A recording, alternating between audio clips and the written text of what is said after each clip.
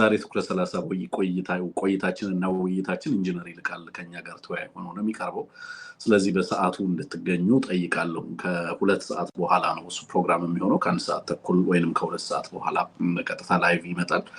እንደምታውቁት እንግዲህ የሚቀጥሉት ጥቂት ቀናቶች በኢትዮጵያ እጅግ ክሪቲካል ናቸው። በእኛ በአማራ ብሮድካስት ሴንተር ኤቢሲ እምነት እንደዚሁም በግልም ያለኝ እምነት ነው።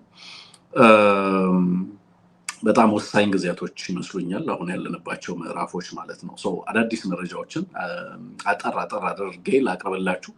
በትንተና የምንመጣበት በኋላ ዘግየት ብለን ነው። አንዳንዶቹን ጉዳዮች በስፋት በኋላ ላይ እናነሳላችኋለን። አሁን ላይ ግን አጠር ያሉ በጣም ጠቃሚ የሚሆኑ መረጃዎችን ወደ እናንተ ላደርስ። ሚሊተሪ ቢልድ አፕ ነው ዋነኛው ዜና። እንግዲህ ክሪቲካል ትሬትን ጨምሮ በርካታ የዓለም አቀፍ ተቋማት ከፍተኛ የሆነ ወታደራዊ ዝግጅት እና ስምሪት እንዳለ እየጠቆሙ ነው ያሉት። ከኬንያ ድንበር ጫፍ ጀምሮ ከበርካታ የኦሮሚያ ከተሞች እና ዞኖች በርካታ ከዚህ በፊት እንግዲህ ኮኔክሽን ጋር ሲፋለም የነበሩ በርካታ ኃይሎችን ወደ ሰሜን እያንቀሳቀሰ ነው ያለው አገዛዙ። ከዚህ ጋር ተያይዞ እንግዲህ ሰሞኑን ትልቅ ሴትባክ ገጥሞታል። ትልቅ ፈተና ገጥሞታል። የገጠመው ፈተና ምንድነው? ይሄንን የኃይል ስምሪት በሚያደርግባቸው ጊዜያቶች ውስጥ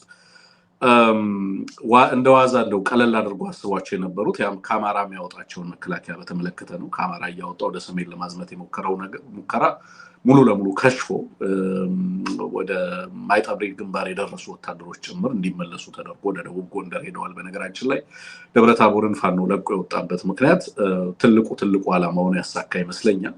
በተለይ ወታደሩና የወታደራዊ ስምሪትን በተመለከተ የኃይል ማዛባት እንዲፈጠር በከፍተኛ ደረጃ እየተንቀሳቀሰ ነው ያለው። ኢትዮጵያ ውስጥ ያሉ ኃይሎች በአጠቃላይ ማለት ይቻላል በጣም ከባድ ተጋድሎ እየተደረገ ነው ያለው። እውነት ለመናገር በዚህ ሂደት እንግዲህ በጦርነት ውስጥ ሌላ ጦርነት ለማዋለድ ነው አገዛዙ እየሰራ ያለው። አስቀድሞ እየተዋጋቸው ያሉ ጦርነቶች አሉ፣ ነባር ጦርነቶች፣ ሌላ አዲስ ጦርነት ለማዋለድ የሚደረግ እንቅስቃሴ ነው እንግዲህ አሁን አይደለም ያለው። ስለዚህ ነባሩ ጦርነት ከባድ ፈተና ሆኖበታል። በአማራ ላይ በተለይ የሚደረገው ጦርነት ማለት ነው። በዚህም ምክንያት ነው ሸዋና ጎጃም ላይ ከፍተኛ እንደዚሁም ደቡብ ምስራቅ አማራ ላይ በተለይ በደቡብ ወሎ ላይ ከፍተኛ ማጥቃት እንዲጀምር ያደረገው። ሰሜን ላይ ለሚጀምረው ጦርነት ከዚህ በፊትም ስል እንደነበረው መደላደል ይፈጥርልናል ነው። በተለይ ቢያንስ አዲስ አበባ ዙሪያ ላይ በተወሰነ መንገድ የፎይታ ጊዜም ቢሆን ለማግኘት የእድል ይሰጠናል የሚል ነገር ነው። አሁን ባለው መረጃ መሰረት ግን በጣም በርካታ ኃይል እንግዲህ በወልቃይት በማይጸብሪና በአዲጎሹ በኩል በጣም ሰፊ ሚሊተሪ ዲፕሎይመንት አለ በአገዛዙ። እነዚህ ኃይሎች ከተለያየ አካባቢ ነው ኃይሉን እያወጣ ያለው። ሙሉ ለሙሉ ኦነግ ሸኔ ከዚህ በፊት ከኦነግ ሸኔ ጋር ይደረጉ ትግል የነበረባቸው አካባቢዎች ኦነግ ሸኔ በተለምዶ እየተባለ ኦኤል የሚንቀሳቀስባቸውንም አካባቢዎች ጨምሮ እዛ አካባቢ ላይ ያሉ አሁን ኃይል ነው እንግዲህ እያስጠጋ ያለው ወደ ሰሜን። በዚህም እንግዲህ እንደ ዋዛ ቆጥሮት የነበረው ከአማራ ክልል ወደዛ የሚያንቀሳቀሳቸውን ኃይል ነው። እንግዲህ እሱ አልተሳካም። መልሶ ወደ አማራ ክልል በተለይ ደግሞ ወደ ደቡብ ጎንደር ወደ ደብረታቦር ላይ መጀመሪያ 60 ባስ ነው ሰራዊት ያስገባው። እሱ ትራፕድ ሲሆን ተጨማሪ ከ130 በላይ መኪና ነው የመለሰው። በዚህም ምክንያት ከፍተኛ ኃይል መናጋት እንደተፈጠረ ነው ያለን መረጃ። ከዚህ አንጻር ከፍተኛ ሚሊተሪ ቢልድ አፕ አለ። ይሄ በሳተላይት ኢሜጅም ጭምር እየተደገፈ እየወጣ ነው ያለው። ምናልባት በኋላ ላይ ኢሜጆቹን እናሳያቸዋለን በትንተና ፕሮግራማችን ላይ ማለት ነው። ሌላው በአገዛዙ በኩል ብቻ ሳይሆን በሌላም በኩል በጣም ከፍተኛ ዝግጅት መደረግ ብቻ ሳይሆን ዝግጅቱ የተጠናቀቀ መሆኑም ጭምር ነው እየተነገረ ያለው። ዛሬ በተለይ ክሪቲካል ትሬት በሁሉም በኩል የኤርትራም ኃይል፣ የትግራይም፣ የሱዳንም ሌሎችም ኃይሎች ዝግጅታቸውን እንዳጠናቀቁ የሚገልጽ ነው። እንግዲህ አንፎርቹኔትሊ አብይ አህመድ በተለያየ ቦታ ያፈነዳቸው ጦርነቶች ሳይበቁ ሌላ አዲስ ጦርነት ለማዋለድ ከፍተኛ ዝግጅት እያደረገ ነው ያለው። ናው ከዝግጅት አልፎ ጦርነቱ ሊቀር ወደማይችልበት ደረጃ ደርሷል የሚሉ መረጃዎች ናቸው አሁን እየደረሱ ያሉት። ምንድነው? ጦርነቱን ማስቀረት ይቻላል አይቻልም ነበር ሰሞኑን እንግዲህ ትልቁ መከራከሪያ ሆኖ የነበረው። አሁን ላይ ግን ጦርነቱን ማስቀረት ወደማይቻልበት ደረጃ ላይ እንደውም ጥቃት ለመሰንዘር በሚያስችሉ አሰላለፍ ላይ እየተገባ እንዳለ ነው ያለው መረጃ የሚያሳየው።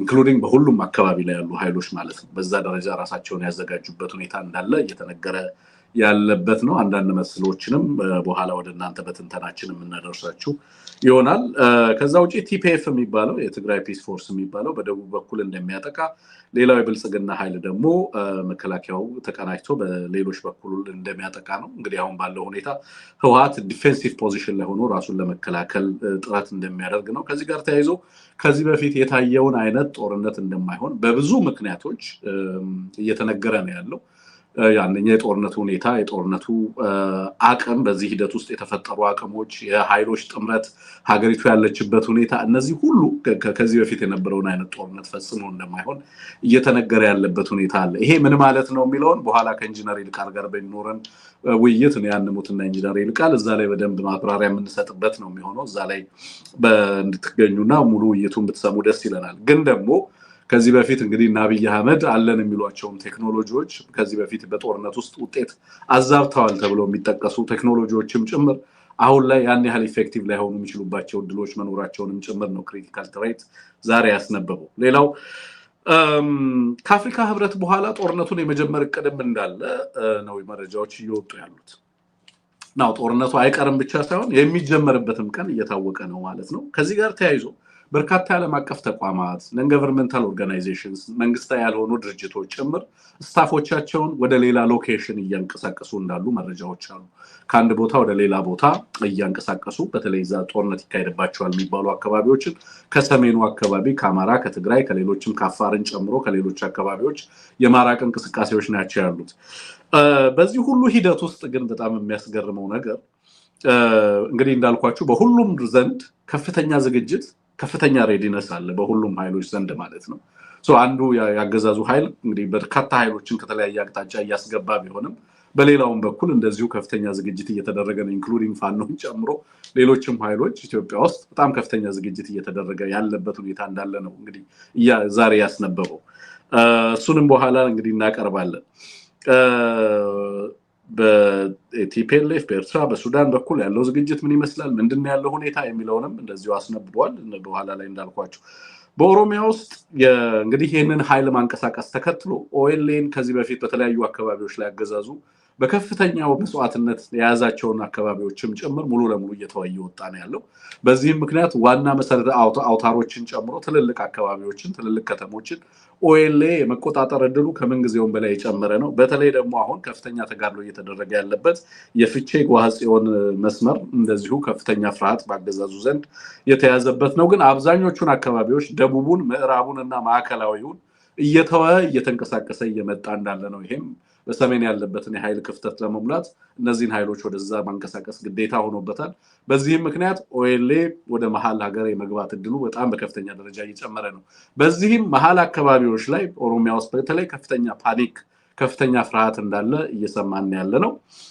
አዲስ አበባን ጨምሮ በጣም ከፍተኛ ፍርሃት ከዚህ ጋር ተያይዞ እየመጣ ነው ያለው ይሄንን እንግዲህ ሞላበታለሁ ብሎ እየተንቀሳቀሰ ያለው አገዛዙ ሚሊሻ ነው እውነት ለመናገር አያካል ጉዳተኞችም ጭምር ሳይቀር በመከላከያ በአውድማ በተናና በልዩ ኃይል ውስጥ የነበራችሁ የአካል ጉዳት እንኳን ጭምር ያለባችሁ ተመልሳችሁ ግቡ እየተባለ እንዳለ ነው እየሰማን ያለ ነው በሌላ በኩል በጣም ያስገረመኝ ነገር ትጉና ጸልዩ የሚል ነገር ብልጽግና እንደዚሁ አብይ አህመድ ለሚኒስትሮቹ ለአንዳንድ ይሄ እንግዲህ እንደምታውቋቸው በዛ በአብይ አህመድ ዙሪያ ያሉ የፌስ ግሩፖች አሉ ለኔ ፖለቲከኞች አይደሉም የሃይማኖት ንቅናቄም ይመስላል አንዳንዴ ብልጽግና ብያለሁ አይደለም ከዚህ በፊት ያ ግሩፕ ተግታችሁ ጸልዩ በተባለው መሰረት ኦሬዲ ጸሎት እያደረገ እንዳለ እየተመለከትኩ ነው ያለው አንዳንድ መረጃዎች ከዚህ ጋር ሰዎች የላካችሁልኝ አለ ትንሽ ላሳይ ይችላል ቪዲዮውን ቴክኒሻናችን ዝግጁ ከሆነ እሱን ቪዲዮ ትንሽ ልታሳየን ትችላለህ የጸሎት ፕሮግራም ምናምን እየተደረገ ነው ያለው በተለያየ አካባቢ ላይ አይ ቲንክ ክሪቲካል መሆኑ እየመጣ ያለው ነገር በጣም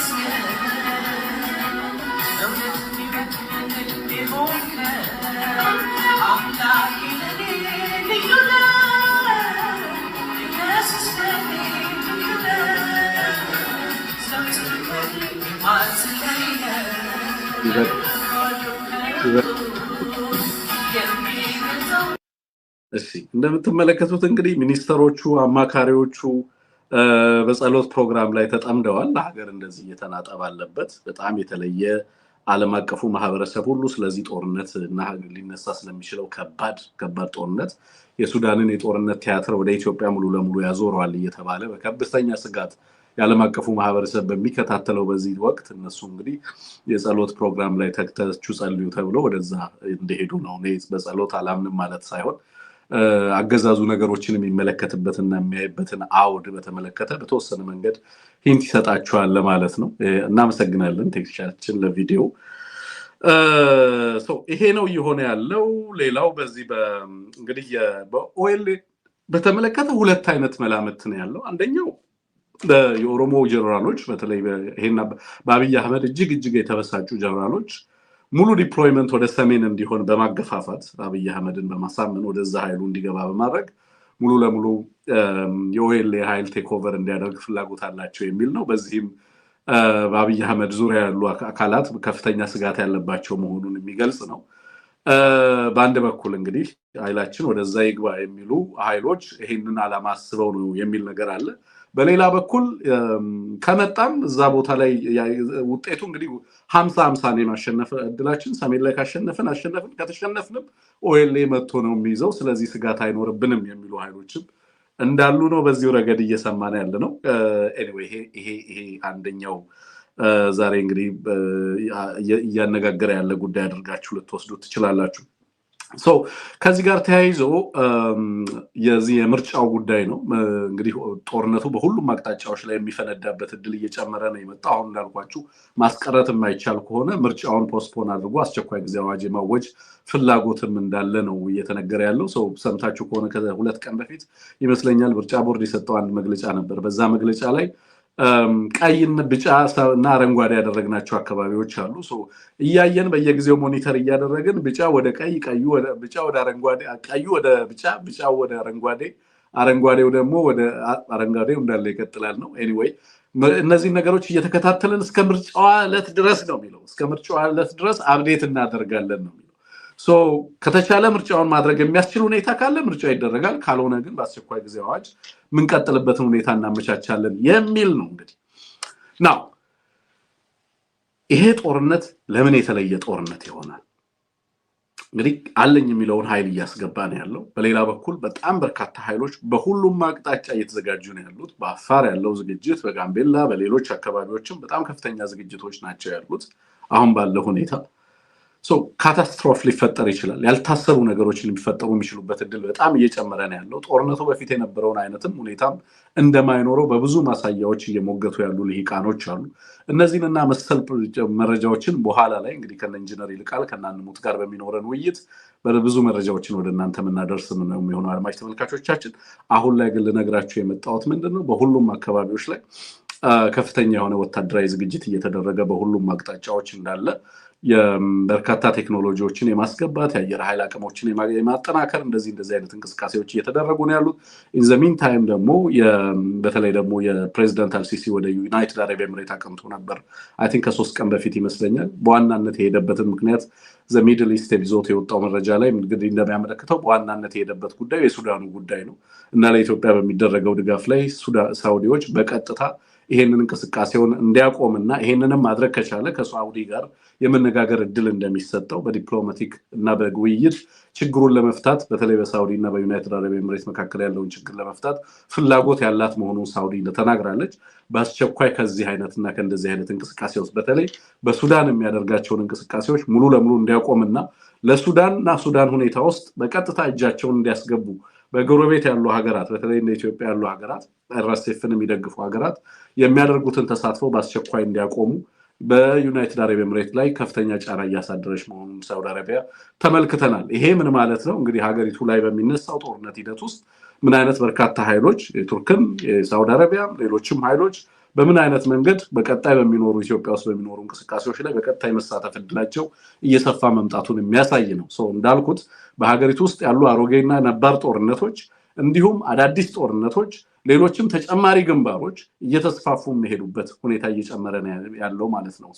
ከዚህ ሰዓት ከዛሬ ጀምሮ በሚቀጥሉት ቀናቶችም ከአፍሪካ ህብረት ጉባኤ በኋላ እነዚህ ውጥረቶች ወደ ሙሉ ለሙሉ ጦርነት ሊያስገቡ የሚችሉበት እድል እየሰፋ መሆኑን የሚያስነብቡ የዓለም አቀፍ ተቋማት እና መረጃ ምንጮች የሚያሳዩቸው መረጃዎች እንዳሉ ለመጠቆም ያህል ነው። በኋላ ላይ እንዳልኩት ከኢንጂነር ጋር በሚኖረን ውይይት እነዚህን እና መሰል ጉዳዮችን በስፋት የምናነሳ ነው የሚሆነው። ስለዚህ በዛ ፕሮግራም ላይ እንገናኝ። ጤና ይስጥልን።